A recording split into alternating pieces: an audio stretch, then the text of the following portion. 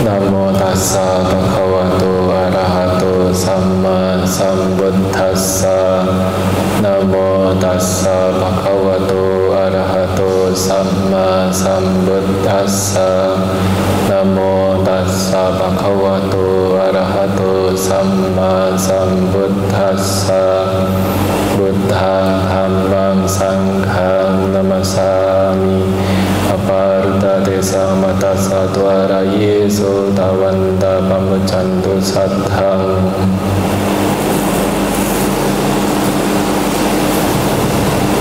Selamat malam upasaka-upasika. Sujud kepada Buddha. Namo Buddhaya.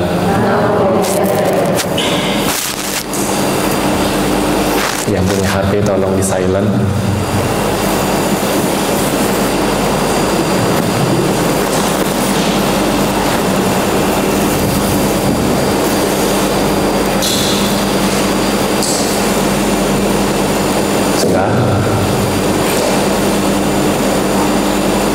Nah, kemarin kita sudah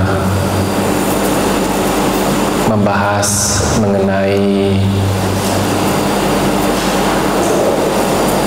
ajaran Sang Buddha perihal tidak melakukan segala keburukan, kemudian melakukan yang namanya pemenuhan kebajikan. Nah, hari ini esensi ajaran para Buddha yang ketiga apa?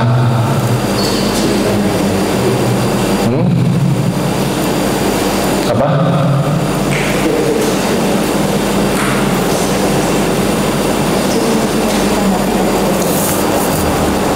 Murnikan cipta. Cipta dalam bahasa Indonesia itu menjadi cipta. Nah, kalau dulu di sekolah mengheningkan cipta, ya ingat ya? Nah, cipta itu sama kayak cipta.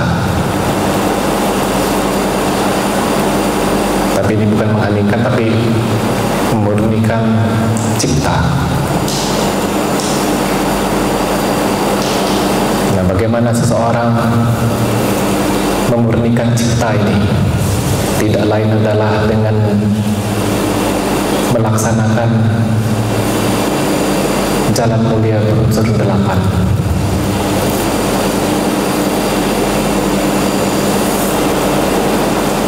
Karena jalan mulia berunsur 8 itulah jalan pemurnian,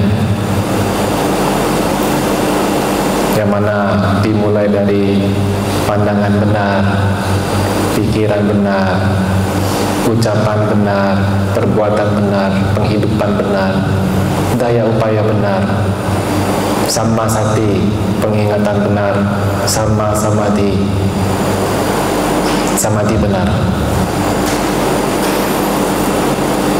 Saya tidak akan membahas ke-8 ini karena nanti waktunya tidak cukup. Tapi saya akan berfokus pada faktor yang pertama, pandangan benar, di mana pandangan benar ini adalah fondasi, landasan utama yang harus dimiliki dan dikembangkan terlebih dahulu.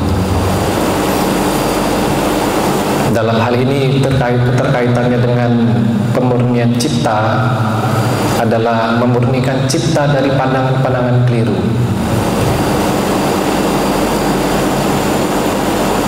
Nah, malam ini berat ya nanti pembahasannya, jadi tolong diperhatikan baik-baik. Meskipun kemungkinan besar memperhatikan yang baik pun masih belum bisa masuk kayaknya, tapi tidak apa-apa, pelan-pelan diperhatikan. Memurnikan cipta dari pandangan keliru.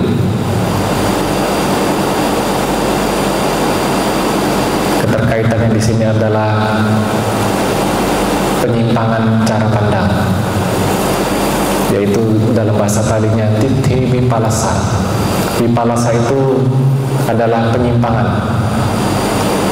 Nah, penyimpangan ini dibagi menjadi 3. Penyimpangan secara cara pandang, penyimpangan persepsi, dan penyimpangan cipta.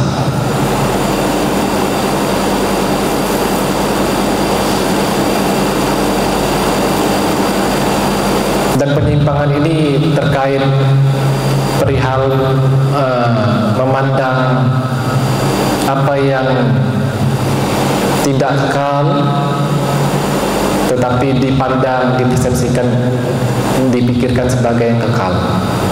Apa yang adalah dukkha dipandang sebagai sukha. Apa yang adalah asubha, tidak menarik, menjijikan, sebagai yang subha, menarik. Apa yang adalah anatta, bukan diri, dipandang sebagai atta, sebagai diri. Nah, saya juga tidak akan membahas keempat-empat ini, karena kalau dibahas semua, waktunya juga tidak akan cukup.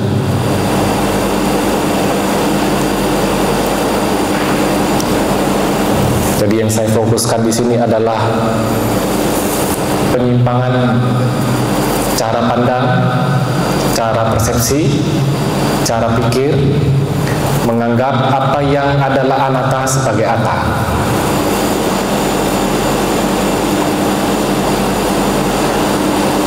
Yang mana penyimpangan menganggap yang adalah anatta sebagai atta ini merupakan belenggu yang pertama dari 10 belenggu.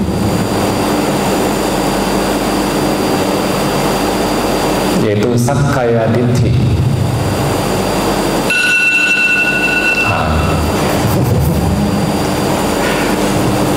Di silent dulu.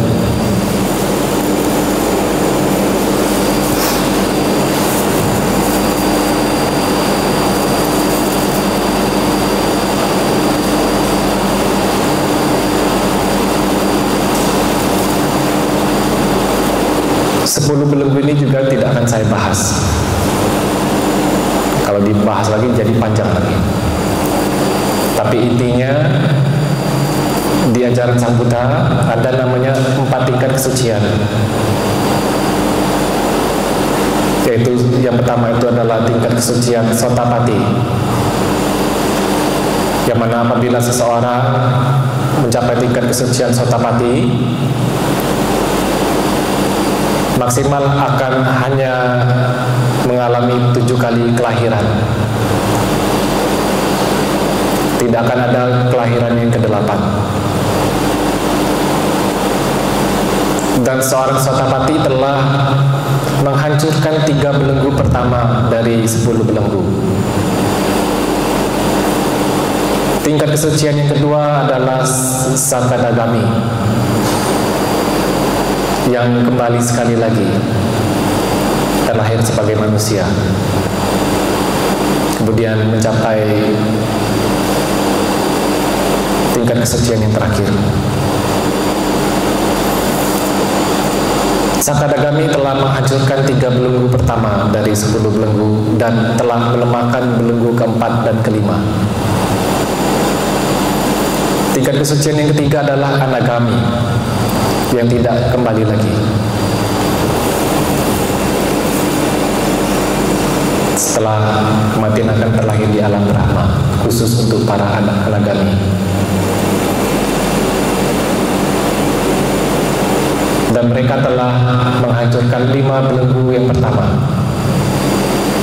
Dan tingkat kesucian yang terakhir adalah Arahata, yang telah menghancurkan 10 belenggu.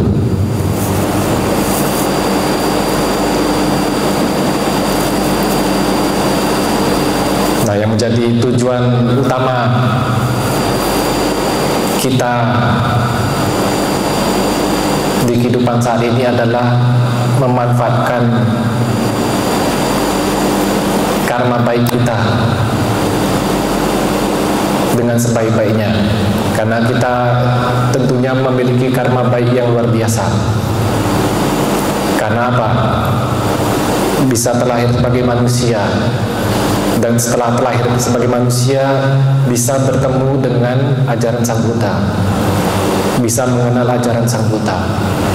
Karena kalau orang yang tidak memiliki kondisi yang cukup, maka tidak akan bisa bertemu dengan ajaran Sang Buddha. Jadi jangan berpikir, oh karma baik saya belum cukup.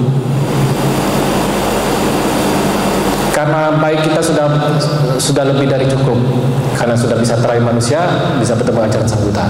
Sekarang tinggal mau tidak untuk mempraktikkan, mau tidak untuk berjuang. Karena kalau kita hanya menghindari keburukan, hanya melakukan kebajikan, di mana itu hanya mengkondisikan kelahiran-kelahiran di alam bahagia, tapi tidak membebaskan kita dari perjalanan melingkar sangsara wata, mengalami kelahiran kematian, kelahiran kematian, lahir lagi mati lagi, lahir mati, yang mana tentunya kita telah mengalami kelahiran kematian sudah tidak terhitung. Artinya kamar baik kita tuh sudah banyak sekali, karma buruk kita juga sudah banyak sekali, dan tidak menjamin kita tidak akan jatuh di alam rendah. Karena bisa saja setelah beberapa kehidupan kita jatuh ke alam rendah. Jadi kita posisinya selama belum mencapai tingkat kesucian yang pertama, nah pintu gerbang menuju 4 kelahiran alam rendah itu terbuka lebar. Maka dari itu kita perlu benar-benar berjuang di kehidupan saat ini. Nah, dengan mencapai tingkat kesucian yang pertama, maka 4 pintu menuju kelahiran alam rendah tertutup rapat. Kelahiran yang paling rendah adalah kelahiran di alam manusia, dan maksimal hanya mengalami 7 kali kelahiran. Nah, singkatnya yang perlu kita perjuangkan adalah memurnikan cipta dari Sakkaya Ditthi.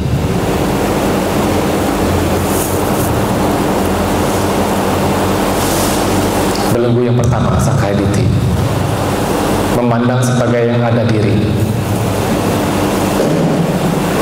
Nah, untuk mengakhiri, memadamkan apa yang namanya Sakkaya Ditthi ini, langkah pertama itu kita harus tahu dulu manifestasi perwujudan dari Sakkaya Ditthi itu apa, berupa apa.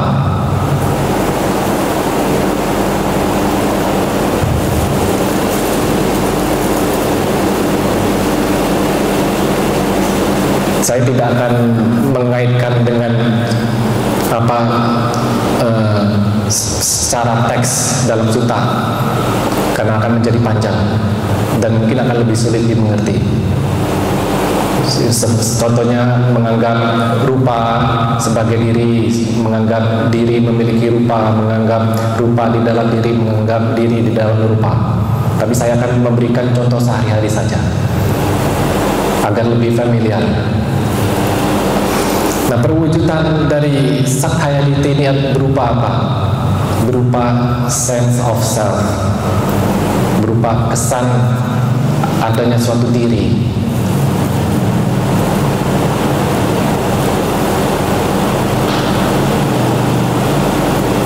Dan Sakkaya Ditthi ini tidak melulu melabel sesuatu sebagai diri, melabel sebagai saya, tapi bisa berupa label-label yang lainnya, tergantung apa progres seseorang itu dalam mengenal suatu ajaran. Nah, ada di tahap di mana seseorang itu melabel kesadaran yang independen, kesadaran yang tidak terkondisi. Nah, ini banyak sekali ditemukan di kalangan Buddhis.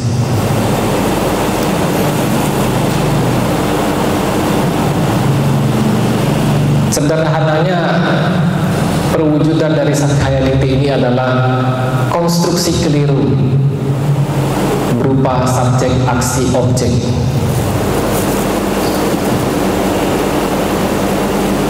Konstruksi keliru berupa subjek, aksi, objek. Baik sehubungan dengan kota indera, beranggapan ada subjek yang sedang melihat apa yang terlihat, beranggapan ada subjek yang sedang mendengar suara, memandang ada subjek yang merasakan sensasi tubuh. Nah, subjek, saya menggunakan kata subjek ini mewakili saya, diri, cipta, kesadaran, pengetahuan, pengamat, apapun labelnya itu.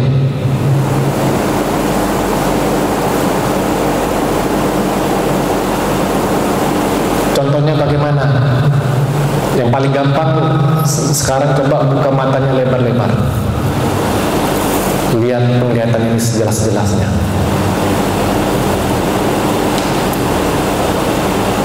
Merasa tidak? Seakan-akan saya sebagai tubuh ini, atau ada saya di dalam kepala ini yang sedang melihat penglihatan yang ada di luar ini. Merasa enggak? Merasa enggak?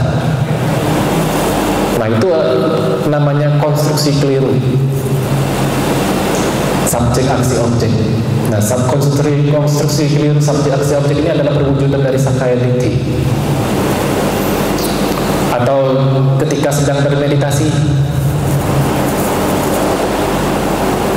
pengingatan pada napas masuk, napas keluar.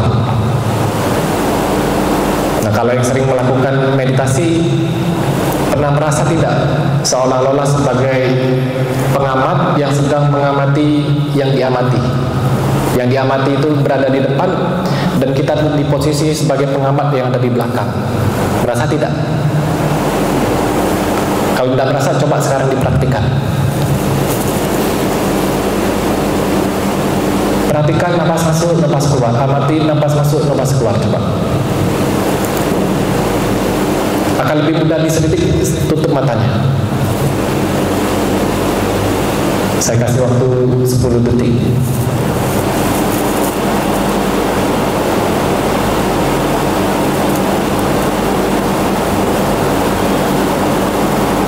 Nah, merasa enggak? Seolah-olah ada suatu keberadaan pengamat yang sedang mengamati manifestasi napas masuk, napas keluar. Merasa ya? Ini namanya dualitas dari subjek, aksi, objek, yang merupakan perwujudan dari Sakayaliti.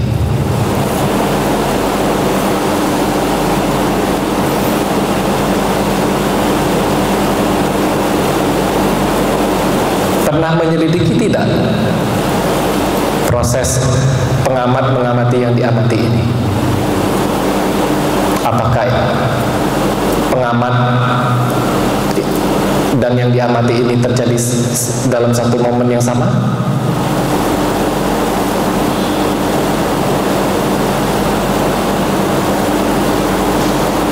Nah, batin sesungguhnya tidak mengetahui proses ini. Nah, karena tidak mengetahui proses ini, batin kita menjadi mempersepsikan secara keliru, memandang bahwasanya ada subjek yang sedang mengamati objek.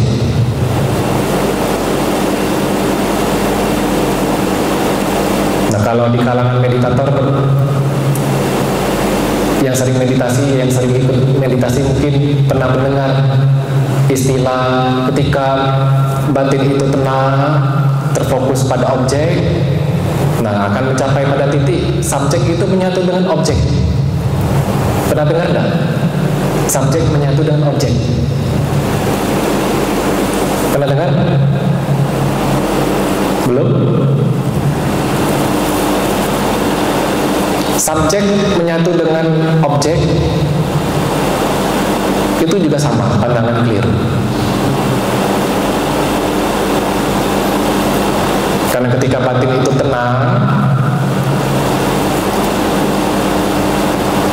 konstruksi memandang secara keliru itu memudar, mengendur.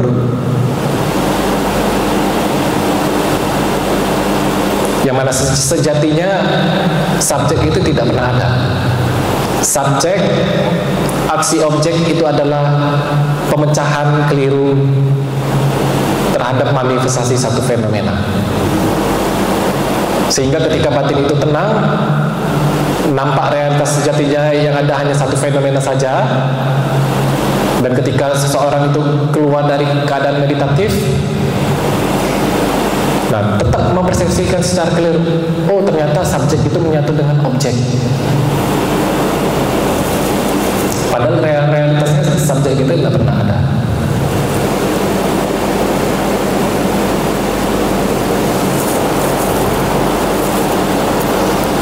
Pengetahu adalah yang mengetahui adalah yang diketahui.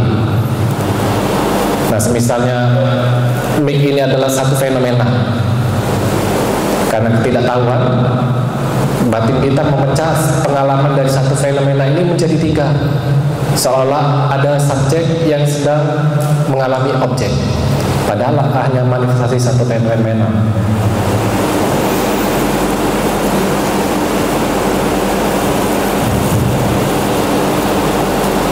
Nah, jadi kita perlu tahu dulu kemunculan dari Sakaya Ditti ini berupa apa? Yaitu berupa konstruksi keliru subjek aksi objek. Subjeknya itu bisa labelnya apa saja. Tidak penting labelnya apa, tapi dalam pengalaman sehari-hari, dalam mengalami kontak indera secara konvensionalnya.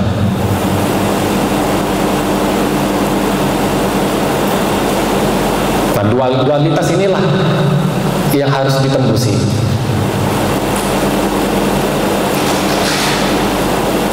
Kemudian setelah mengetahui kemunculannya, kemunculan belenggu, mengetahui kemunculan belenggu terkait dengan manifestasi kontak indera, apa yang harus kita lakukan?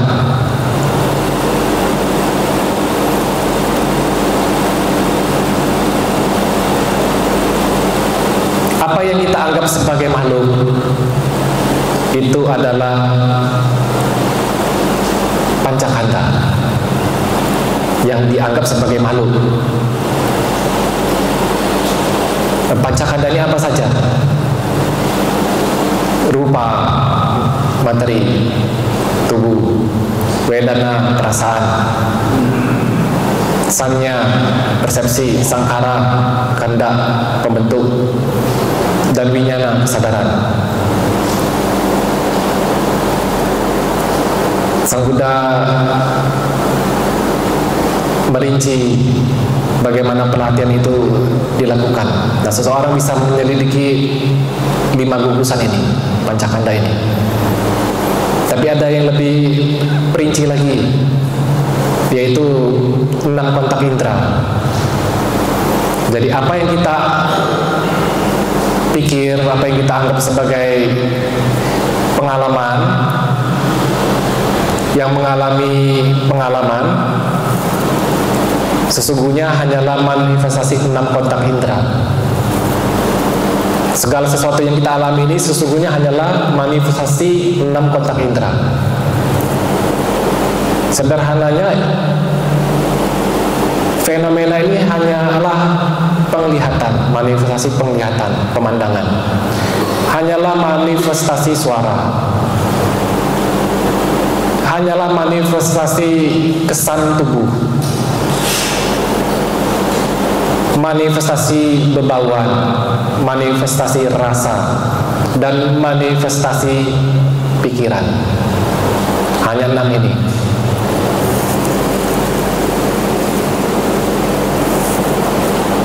Tidak ada di luar dari 6 ini, tidak ada.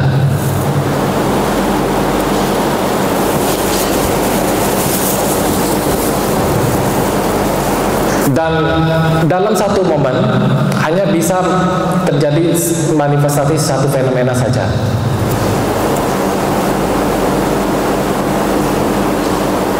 Tapi karena tiap momen itu berlangsung begitu cepat, jadi seolah-olah kita bisa melihat sambil mendengar, padahal itu tidak terjadi dalam momen yang sama.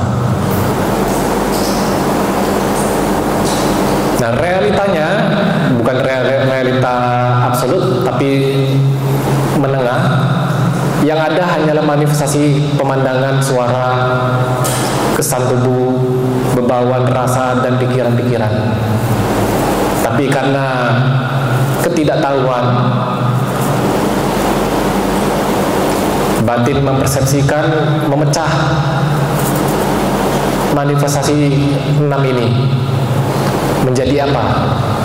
Menjadi ada subjek yang sedang melihat pemandangan, ada subjek yang sedang mengamati, mengalami, mendengar suara, ada subjek yang sedang mengamati, mengalami, merasakan kesan tubuh. Nah, coba diperhatikan pengalamannya sekarang. Nah, merasa enggak? Merasakan ya? Seolah-olah saya sebagai tubuh ini, atau saya di dalam kepala ini mendengar suara di luar. Terasa ya?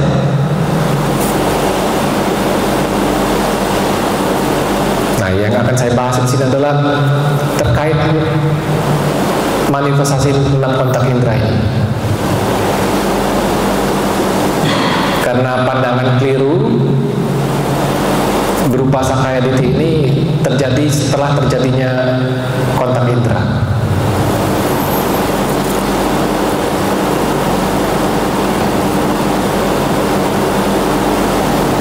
Jadi dalam sehari-hari kita memandang, mempersepsikan ada saya yang sedang melihat pemandangan, ada saya yang sedang merasakan sensasi tubuh, atau yang sudah lebih lanjut meditasinya berpandangan ada kesadaran yang sedang mengamati sensasi tubuh.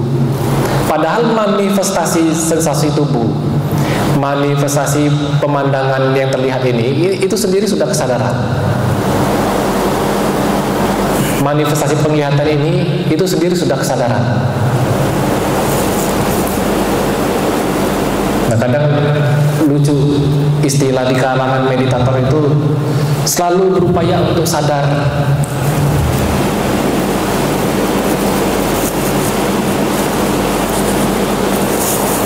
Selalu berupaya untuk sadar. Betul nggak? Memang kalau kita tidak menyelidiki lebih jauh, arahan demikian terkesan luar biasa.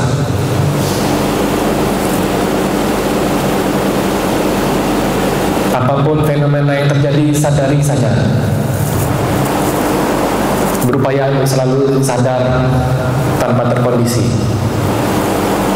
Memang indah, tapi itu adalah pandangan salah.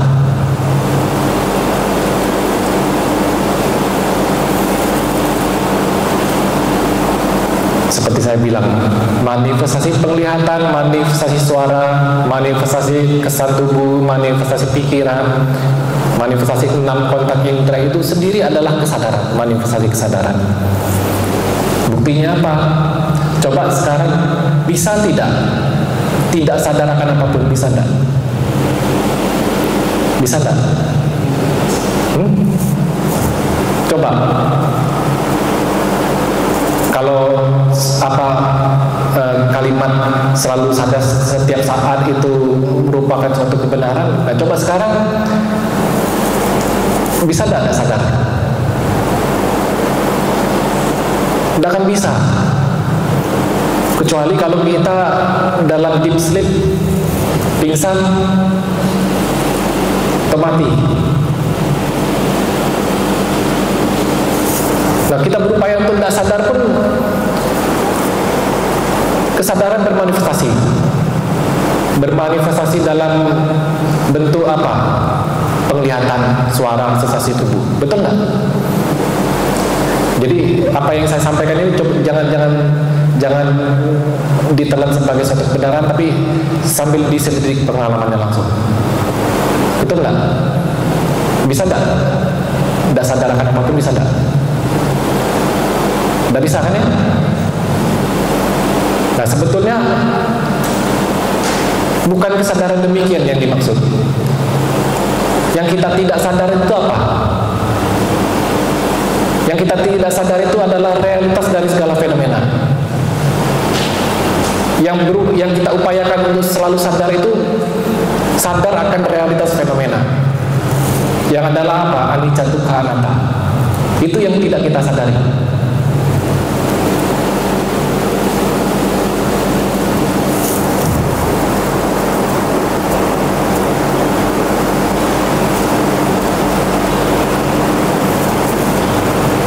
Sekarang coba amatin napas masuk, napas keluar lagi.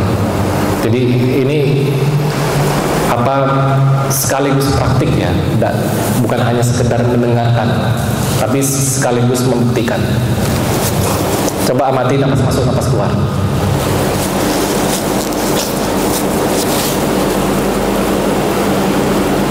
Pejamkan mata, amati napas masuk, napas keluar.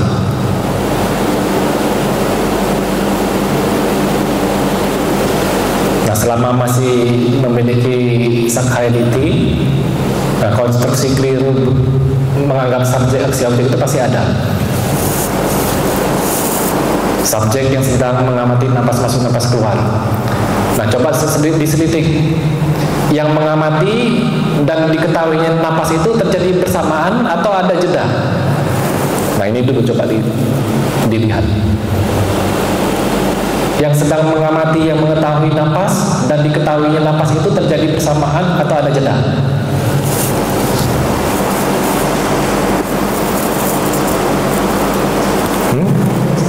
Ada jeda? Betul ada jeda? Yang merasakan itu terjadi bersamaan coba angkat tangan. Ada jeda? Tidak ada jeda, terjadi bersamaan. Ada jeda.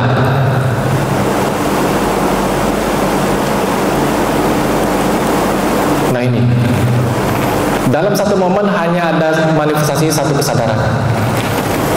Kalau kita berpandangan ada pengetahui yang mengetahui yang diketahui, artinya kita mengkonstruksi dua kesadaran terjadi dalam satu momen. Dan sudah pasti yang mengetahui ini sudah dimengerti sebagai yang independen, merupakan Sakkaya Ditthi.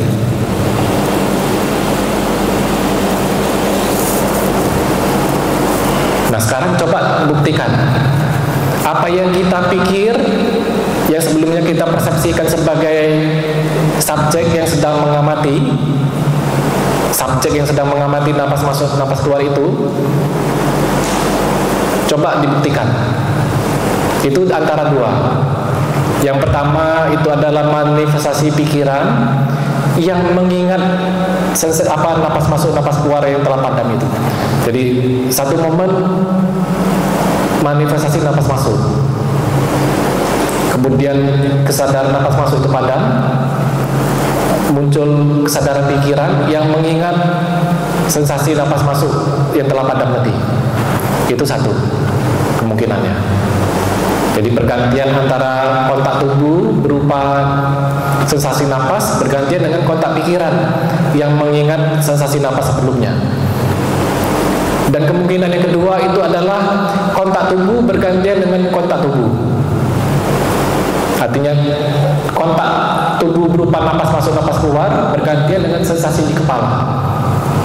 Ada yang merasakan sensasi di kepala, di dahi, atau di dalam kepala, atau di belakang kepala. Itu bergantian cepat dengan sensasi napas masuk, napas keluar. Bergantian begitu cepat, nah sehingga seolah-olah terjadi bersamaan. Yang mana sesungguhnya itu hanyalah manifestasi kontak indera. Tapi karena manifestasi begitu cepat, seolah-olah ada subjek yang sedang mengamati objek. Nah, kontak pikiran yang mengingat kembali dan sensasi tubuh di dalam kepala atau di belakang kepala itu digenggam sebagai subjek pengetahuan. Nah, sekarang coba buktikan. Yang sedang mengetahui napas, yang mengamati napas masuk, napas keluar itu apa? Nah, coba perhatikan. Amati napas masuk, napas keluar. Setelah mengamati napas masuk, napas keluar, arahkan perhatiannya selidik yang sedang mengamati napas masuk, napas keluar itu apa? Betul nggak? Itu adalah pikiran yang mengingat atau sensasi di kepala bergantian dengan sensasi napas?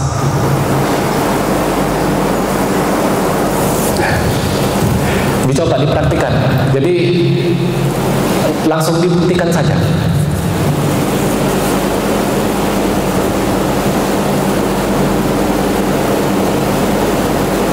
Yang kita pikir sebagai saya, yang kita pikir sebagai subjek yang sedang mengamati napas keluar itu apa? Nah, selidik. Kesan subjek, kesan sebagai pengamat yang mengetahui napas masuk, napas keluar itu apa?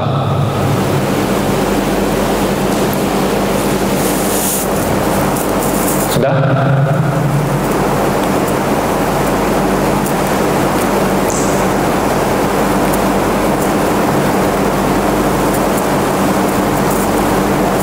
Dua kemungkinannya, pergantian kontak tubuh berupa napas, bergantian cepat dengan kontak pikiran yang mengingat kontak napas. Satu lagi, kontak tubuh bergantian dengan kontak tubuh.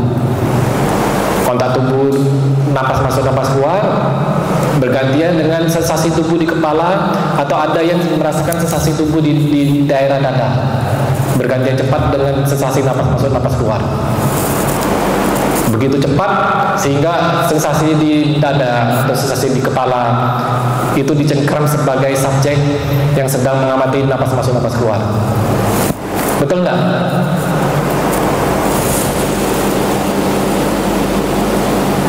Jadi kalau kita hanya mengikuti, amati saja napas masuk, napas keluar, tidak akan tahu pengecohan ini. Kesan sebagai subjek itu akan selalu dicengkram kuat kalau tidak pernah diselidik. Coba cici itu. Bisa?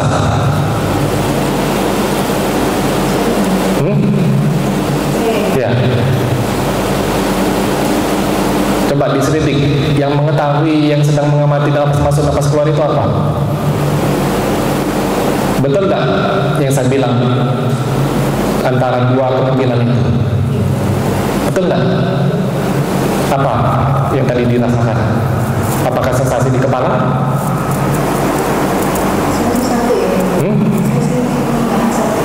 Kontak pikiran yang mengingat.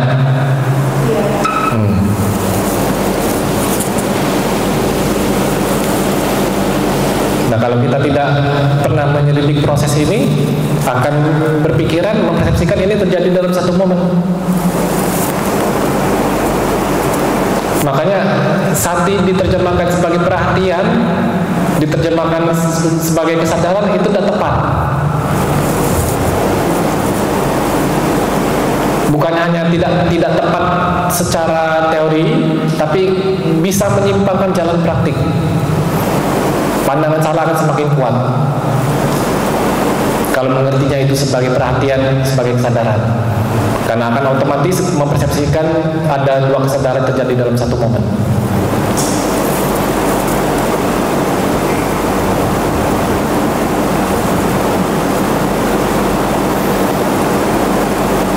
Terkait dengan tubuh,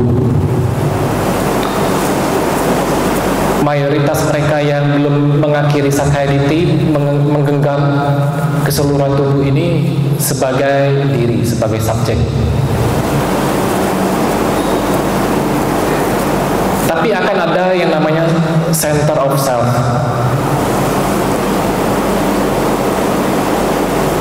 Pusat dari suatu diri. Nah, bisa saja dia menggenggam keseluruhan tubuh, tapi ada satu titik atau beberapa titik yang benar-benar dicengkram, benar-benar dipersepsikan sebagai pusat dari keberadaan suatu diri. Dan ini dominannya ada di kepala dan di pusat dada.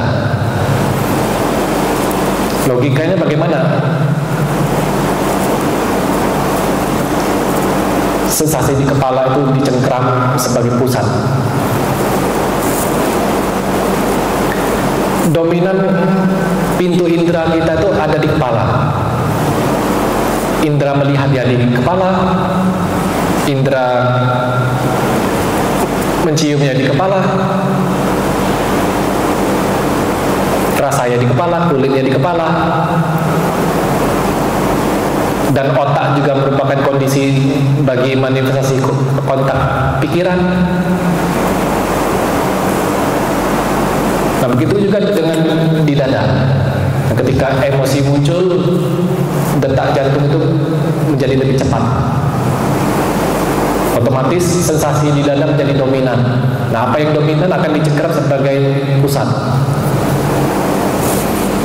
Nah, contohnya ketika melihat ini, kesan seolah-olah ada saya yang sedang melihat itu di antara dua,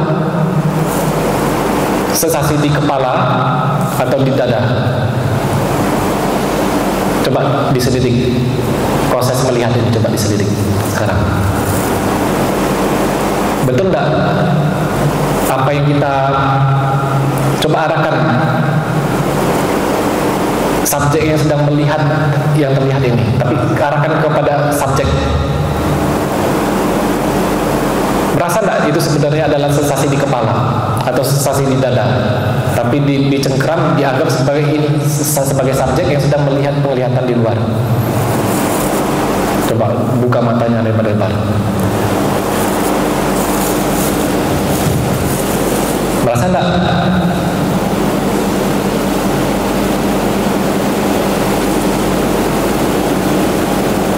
Merasa enggak? Merasa enggak? Nah, itu sebetulnya adalah sensasi tubuh, kontak tubuh.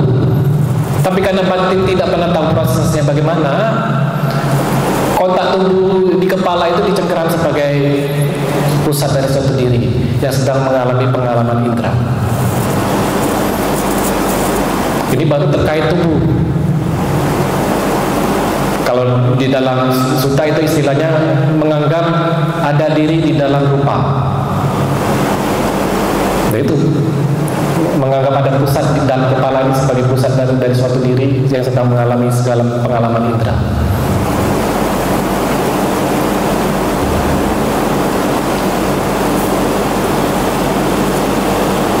Nah, apa yang sampai saat ini saya sampaikan ini adalah perihal agar kita mengetahui apa perwujudan dari Sakayaditi ini. Karena kalau kita tidak tahu kemunculannya, perwujudannya berupa apa, jangan berharap untuk mengakhiri. Bisa tidak mengakhiri kalau tidak tahu perwujudannya itu apa? Tidak akan bisa. Nah, setelah mengetahui kemunculannya ini, kemunculan dari Sakayaditi ini, sense of self ini, tahap selanjutnya adalah menyelidiki apakah itu realitasnya, apa realitasnya itu.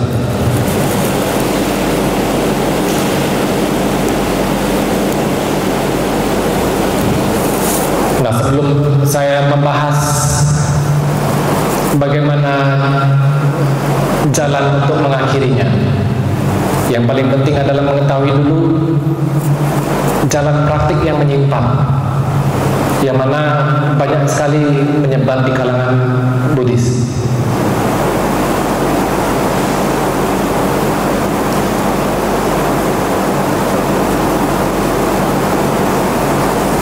Jalan yang menyimpang yang pertama itu adalah jalan praktik yang memandang pikiran berhenti, maka aku berhenti.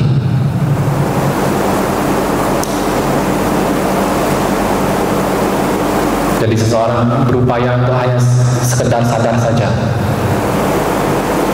Kalau pemikiran-pemikiran muncul, maka dipersepsikan sebagai itu adalah kemunculan dari suatu diri. Nah, ini jalan yang menyimpang, karena tidak memahami bahwasanya pikiran adalah anatta, pikiran adalah bukan diri. Karena dalam pelatihan ini tidak ada diri, tidak ada subjek yang harus kita musnahkan, tidak ada subjek yang harus kita hilangkan, tidak ada diri yang harus kita lenyapkan. Karena realitasnya subjek itu tidak pernah ada. Yang perlu kita lakukan hanya untuk melihat langsung realitas itu bagaimana.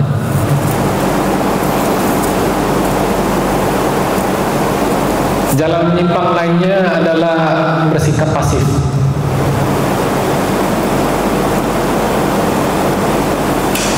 Yang pertama tadi, dikarenakan tidak memahami pikiran adalah bukan diri,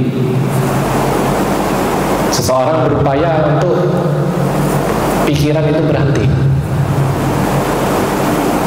Yang kedua adalah bersikap pasif. Kalau istilah di kalangan meditator umum, go with the flow,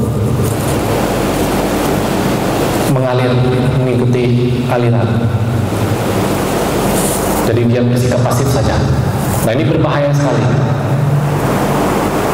Ada istilah dalam kalangan meditator umum itu just surrender, atau let go, let it be. Bersikap pasif. Karena ketika dia bersikap aktif, nah itu dipersepsikan sebagai manifestasi dari suatu diri.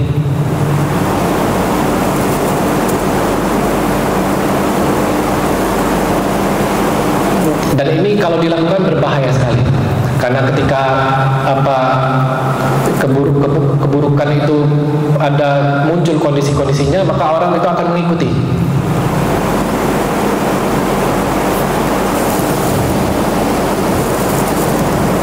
Jalan menyimpang lainnya adalah mengkonstruksi adanya suatu kesadaran yang independen, kesadaran yang terpisah dari fenomena.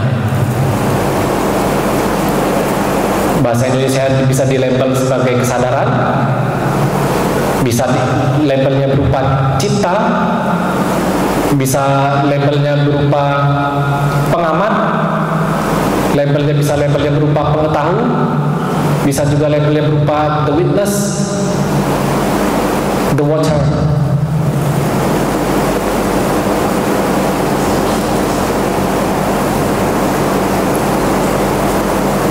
Memahami tubuh bukan diri, pikiran bukan diri, kemudian mengkonstruksi seolah-olah ada suatu kesadaran yang terpisah,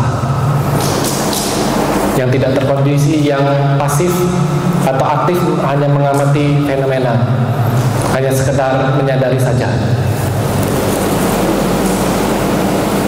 Ini adalah ajaran sebelah.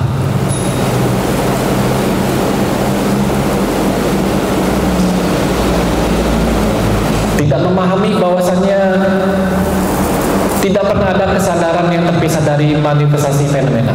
Karena manifestasi fenomena, yaitu adalah manifestasi dalam konteks indera, itu adalah kesadaran. Jadi otomatis mengerti kesadaran sebagai independen. Independen artinya memiliki inti.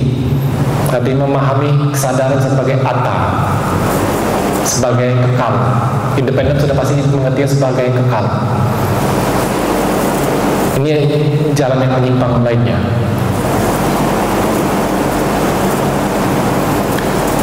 Jalan praktik yang menyimpang lainnya itu adalah berupaya untuk non-konseptual.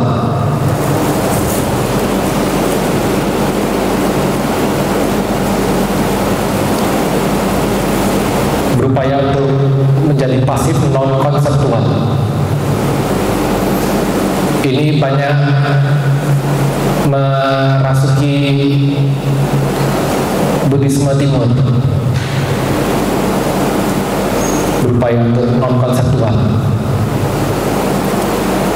Tadi yang pertama tidak mengerti bahwasanya pikiran adalah anatta, yang kedua tidak mengerti sangkara adalah anatta, yang ini tidak mengerti bahwasanya sanya adalah anatta.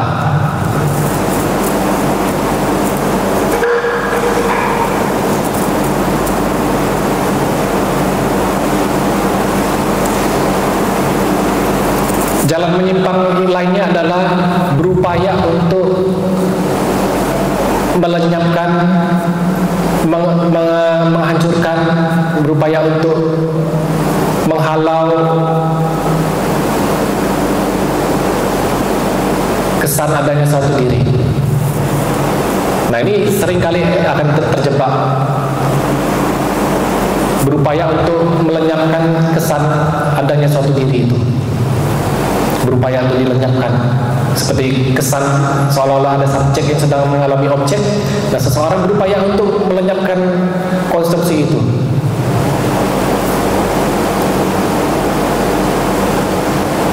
Nah, kalau kita berupaya untuk melenyapkan, maka praktiknya akan menyimpang.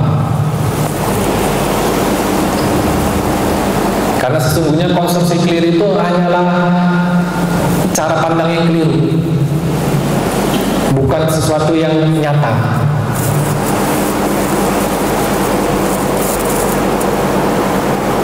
Jadi sense of self, kesan adanya suatu diri itu jangan berupaya untuk dilenyapkan. Karena sesungguhnya kesan suatu diri itu sebetulnya hanyalah manifestasi kontra indera yang secara keliru dipersepsikan sebagai saya, dipersepsikan sebagai subjek. Nah, selama kita masih hidup, kontra indera itu pasti akan terjadi, tidak akan bisa kita lenyapkan. Seperti sensasi di kepala. Tadi sudah ada yang beberapa sudah merasakan sensasi di kepala itu dipersepsikan sebagai subjek yang sedang mengalami fenomena. Nah, sensasi seolah-olah saya ada di kepala itu jangan berupaya untuk dilenyapkan. Cara untuk mengakhirinya itu hanya satu: arahkan perhatian ke sana, diselidik. Agar apa? Agar melihat secara langsung realitasnya itu apa. Yang mana realitasnya itu sesungguhnya hanyalah kontra indera yang secara keliru dianggap sebagai saya, dianggap sebagai subjek. Nah, ketika batin itu menyelidik secara tekun,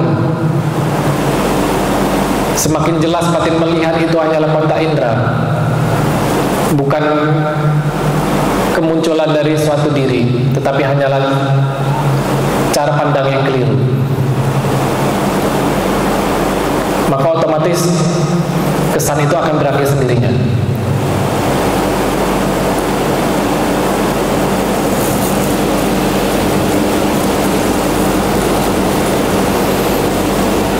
Nah, ini beberapa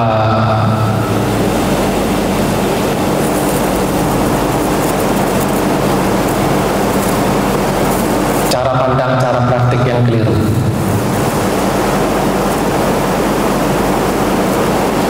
Setelah mengetahui kemunculan dari sense of self, nah, saya akan menggunakan perumpamaan agar lebih gampang, dan mungkin sudah pernah saya sampaikan. Seumpama di hadapan kita ini ada seutas tali. Nah, karena ketidaktahuan kita begitu yakin kalau tali itu adalah seekor ular.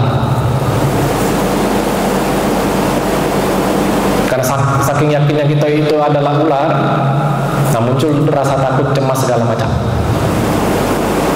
Kemudian ada seseorang yang telah melihat, memberitahu kita, itu adalah tali, itu bukan ular, tidak pernah ada ular di sana, yang ada hanyalah tali.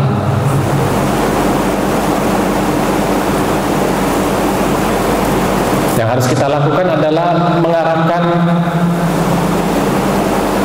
pikiran kita untuk menyelidik, memeriksa apa yang kita anggap sebagai ular itu. Karena realitasnya itu adalah tali, bukan ular, hanya masalah waktu. Hanya masalah seberapa intens orang itu melakukan penyelidikan. Semakin orang itu menyelidik, maka seseorang itu akan melihat realitas dari seutas tali. Semakin melihat bahwasanya tidak ditemukan ciri-ciri seekor ular, sampai pada titik seseorang itu menjadi jelas, ini adalah tali, ini bukan ular. Kalau orang berupaya untuk melenyapkan persepsi, oh ini bukan ular, ini tali, tidak akan bisa. Persepsi itu akan selalu ada di sana. Atau dengan melakukan perenungan, oh ini adalah bukan ular, ini adalah tali. Silahkan dilakukan, mau sampai kapanpun persepsi itu sebagai ular tetap ada. Satu-satunya jalan menyelidiki langsung, melihat langsung, sampai batin itu benar-benar melihat jelas realitas berupa apa, realitas tali. Tidak ditemukannya ada ciri-ciri seekor ular.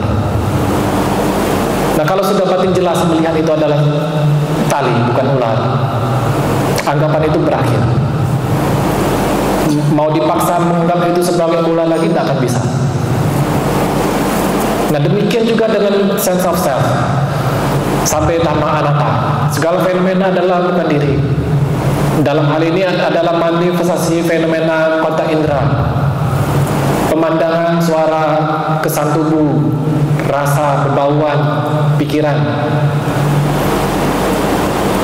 Karena ketidaktahuan, karena proses pergantian kontak indera itu begitu cepat, kita keliru mempersepsikan ada subjek yang sedang mengamati, merasakan 6 kontak indera ini. Dan apa yang dicengkeram sebagai subjek itu adalah salah satu dari kontak indera ini.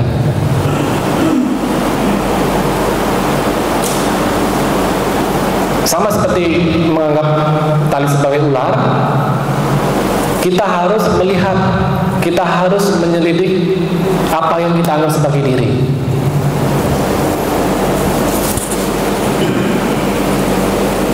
Tidak ada jalan lain. Mau pakai perenungan, silakan dicoba. Sampai nanti mendekati hari akhir, tidak akan mencapai apa-apa. Konstruksi keliru itu masih tetap ada. Dan mau berlatih dengan cara yang sesuai, udah keburu habis waktunya. Tidak akan bisa hanya menggunakan perenungan. Dan tidak akan bisa hanya memperhatikan langkah kaki.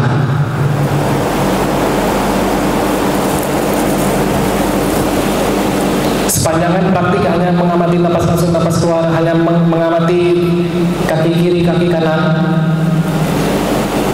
Silakan dipraktikkan sampai zaman Buddha Maitreya. Tidak akan sampai kemana-mana praktiknya. Nah, coba dilogikakan saja, pikirkan saja sendiri.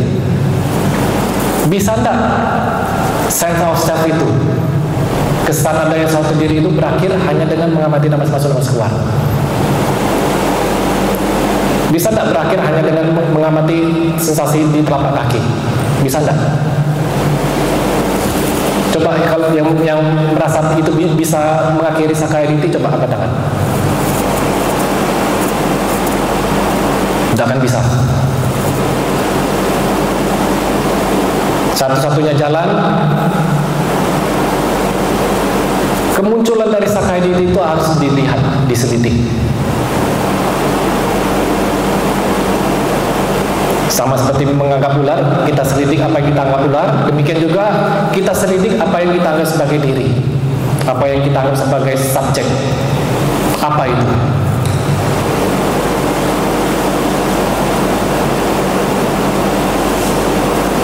Jadi tahap praktiknya adalah mengetahui dulu kemunculan dari Sakaya Ditti.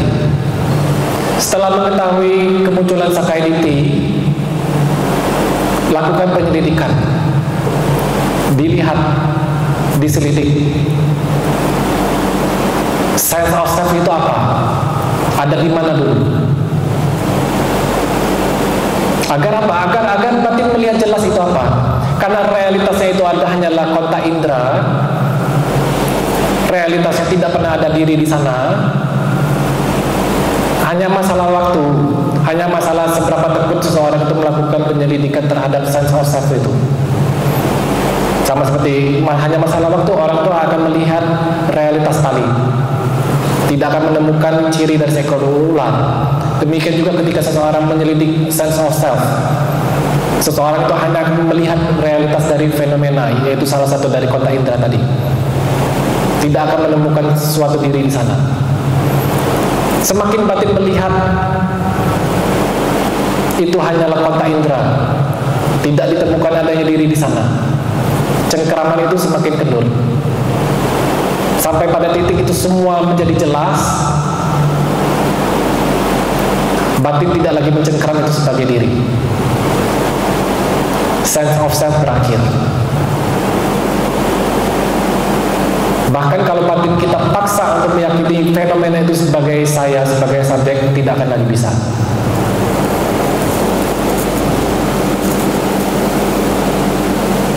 Dan banyak di kalangan Buddhis berpandangan bahwasanya kesan adanya suatu diri itu hanya berakhir pada tahap arahat.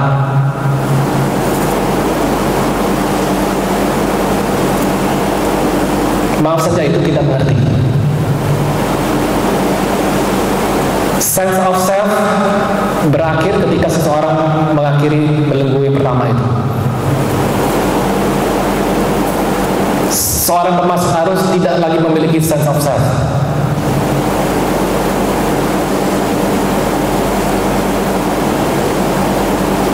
Kalau kita melihat dalam kata-kata, seorang Ditthi Sampano, istilah lain dari seorang pemasuk arus, telah mengakhiri Ditthi Citta Sanya Vipalasa, perihal menganggap apa yang anatta sebagai atta.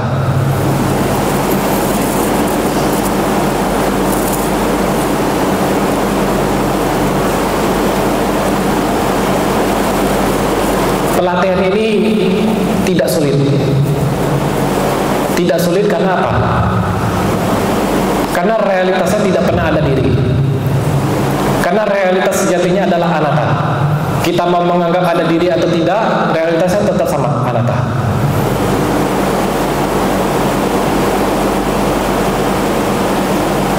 Kita hanya perlu melihat secara langsung realitasnya.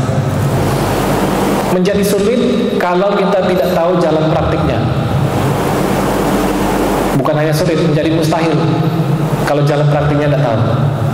Menjadi mustahil kalau kemunculan Sakayaditi saja tidak tahu.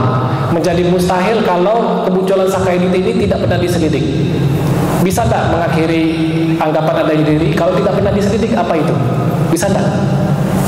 Logika saja. Malah sibuk memperhatikan yang lain. Malah sibuk memperhatikan objek.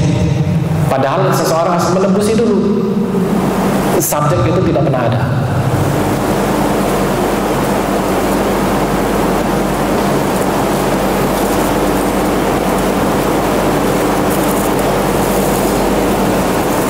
Nah, saya singkat. Kalau tadi apa yang disampaikan tidak masuk otak, nah ini bagian ini saja diperhatikan baik-baik. Jadi meditasinya, praktiknya itu adalah 6 kontak indera. 6 kontak indera ini masuk dalam taman pasana, ayatana mabha, dalam satipatthana. Jadi ketika duduk, saya pribadi lebih menyarankan mata terbuka, tapi berkedip seperti biasa. Mengapa mata terbuka? Karena penyelidikan kita adalah terkait dengan 6 kontak indera. Karena sense of self terjadi ketika melihat, dan itu harus diakhiri.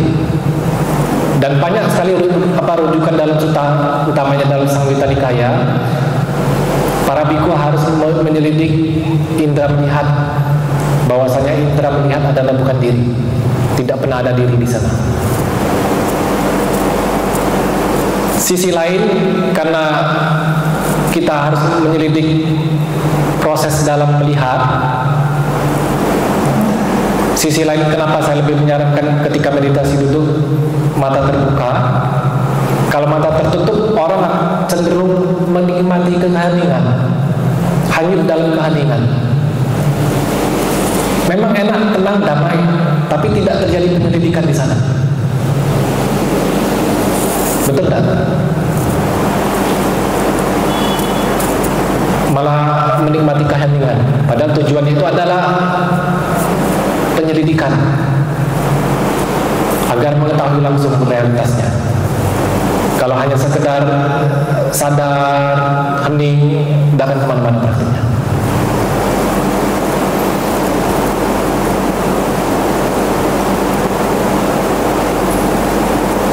Objek penyelidikan itu adalah sakayaditi.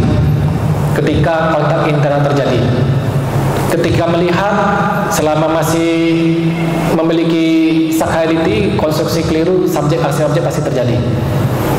Jadi ketika duduk, nah ini coba sambil periksa pengalamannya. Ketika duduk begini, nah fenomena terjadi otomatis, betul ya? Satu momen sensasi tubuh, satu momen penglihatan, momen berikutnya suara terdengar, betul ya? Nah tugas kita hanya satu. Ketika fenomena-fenomena ini terjadi, ketahui kemunculan sakayaditi, yaitu apa? Kesan sebagai subjek yang sedang melihat penglihatan, kesan ada subjek yang sedang merasakan sensasi tubuh, kesan adanya subjek yang sedang mendengar suara. Nah, arahkan perhatian ke sana. Setelah mengetahui kemunculan kesan sebagai diri itu, selidik lagi. Lokasinya ada di mana dulu? Nah, kita harus mengakhiri anggapan keliru terkait dengan tubuh. Nah, sekarang coba sambil dipraktikan. Ini kan terjadi apa adanya. Terjadi otomatis penglihatan, pendengaran, sensasi tubuh. Nah, kesan saya yang sedang mengalami semua ini ada di mana dulu? Coba diselidik.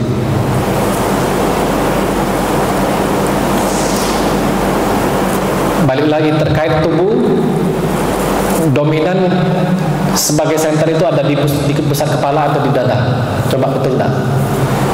Coba diselidik. Tiap orang beda-beda. Bisa nanti satu momen kesan saya subjek itu di pusat kepala, di momen berikutnya pindah di dada. Coba betul enggak? Coba sampai dipraktikan. Jadi ini bukan asal ngomong, tapi benar-benar dipraktikan. Coba betul nggak? Ketika terjadi pengalaman-pengalaman indera ini, merasa nggak? Rasa saya itu ada di mana? Terasa nggak? Di mana? Di kepala. Nah, setelah tahu lokasinya di mana, pertama kan tahu kemunculannya. Setelah tahu kemunculannya, selidik lebih jauh lokasinya di mana. Setelah tahu lokasinya di mana, selidik lagi. Misalnya sensasi di kepala, coba selidik lagi. Apa itu? Lihat apa itu. Bisa tidak menemukan sesuatu yang lain dari sensasi kepala, yaitu adalah satu keberadaan satu diri? Bisa tidak? Semakin sering batin kita ketika menyelidiki sense of self, semakin batin sering melihat yang ada hanyalah sensasi di kepala, tidak ditemukan adanya suatu diri di sana, dan sensasi di kepala itu tidak selalu muncul, selalu ada kepadamannya.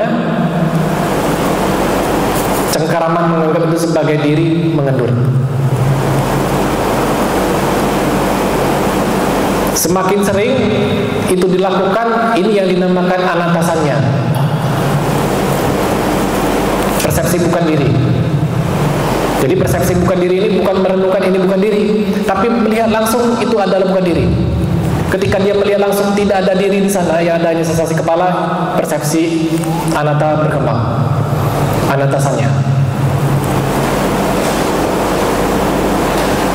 Dan hanya masalah waktu, dan hanya masalah seberapa tekun orang itu berlatih, akan ada tahap di mana cengkeraman ini lepas total. Yang sebelumnya seolah-olah ada subjek yang sedang melihat penglihatan, menjadi jelas yang ada hanya pergantian kontak tubuh, bergantian dengan penglihatan. Tidak lagi dicengkeram kontak tubuh ini sebagai saya.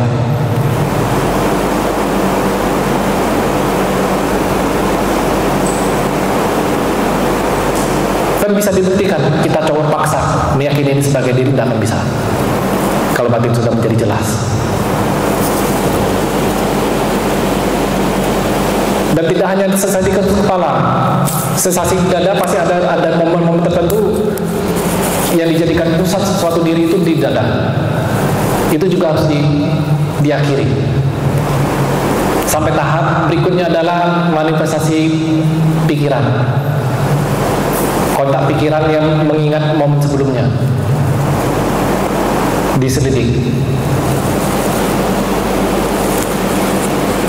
Semakin batin melihat jelas yang mana realitasnya adalah kontak indera, tidak ditemukan dari diri,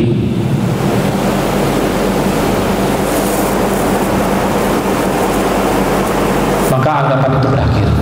Bukan hanya anggapan, tapi kesan, sense, persepsi, pemikiran menganggap ada subjek yang mengalami objek berakhir. Konstruksi menganggap ada pelihat yang melihat yang terlihat berakhir. Seolah menjadi jelas dalam apa yang terlihat, yang ada hanya yang terlihat.